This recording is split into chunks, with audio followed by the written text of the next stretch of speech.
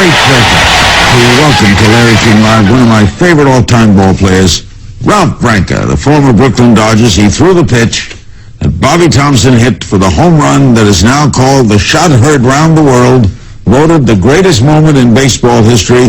I think it's the greatest moment in sports history and the saddest moment of my life. Ralph, I know you went to Bobby's memorial service. What was it like? It was very, very nice, Larry. I had to go to say goodbye to an old friend, And I once said, I lost the game, but I made a friend. And Bobby and I became close. At first, it was very difficult for me, but after I got to know Bobby and we attended certain award dinners, golf tournaments, other functions, I got to know him and we started to talk and we became very, very close friends. And it was a very rewarding ceremony. It was conducted in Watchung, his hometown, and the family was there. And I was happy and proud to be there because I consider him a real good guy, a genteel man, Even though, Ralph, we have since discovered the strong possibility that he was tipped off to that pitch by a telescope in center field. It's now regarded as fact. You didn't hold it against him, though, right? No, I don't hold it against him. Whom I hold it against is a giant front office, Horace Storm and whoever other key people in the front office, Leo DeRocha, Herman Franks, who was his lead coach.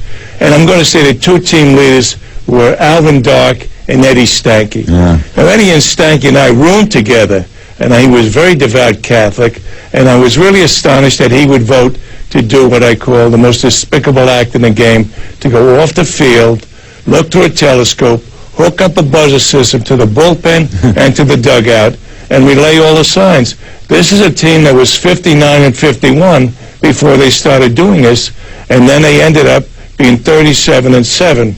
When everybody said, "Oh, just play 500, you got a 13-game lead." Well, that's exactly what we did. We played 500, which, as you, as a Dodger fan, would know, was a terrible, terrible 500. How, Ralph, did you get over that?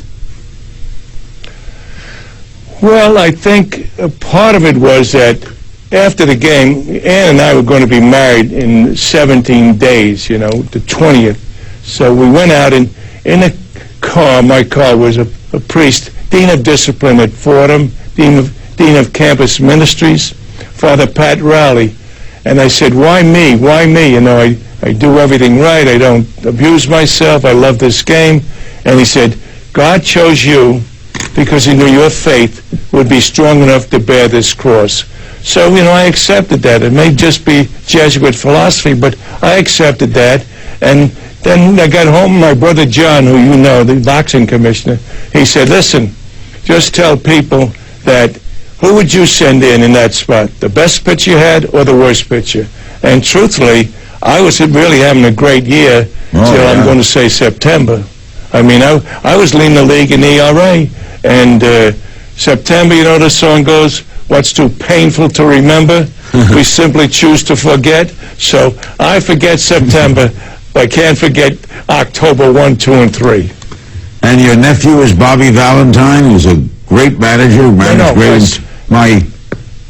He's my son-in-law. He's married to my daughter, Mary. Married your daughter, He's correct? my son. Your nephew is John. Your nephew is John Branca, the lawyer of the Michael Jackson estate. Right. John Branca is a lawyer, and Billy Branca, his brother, was an agent. He was with William Morris, and he's a good kid. He's working on me to write a book or produce some documentary or a movie. So Billy's working on that. He was with William Morris, and I think he was head of some division. I don't remember. Ralph, do you cringe every time they show that film? No, it's old hat. You know what? And I just look at it and just say, hey, it's ancient history. It's like reading about the Civil War, and so many people of that era are gone, especially Brooklyn fans, Dodger fans, Giant fans. They're gone, they, whatever age they are. If they were 30 years old, we're talking 60 years later. So how many are there? They're all gone.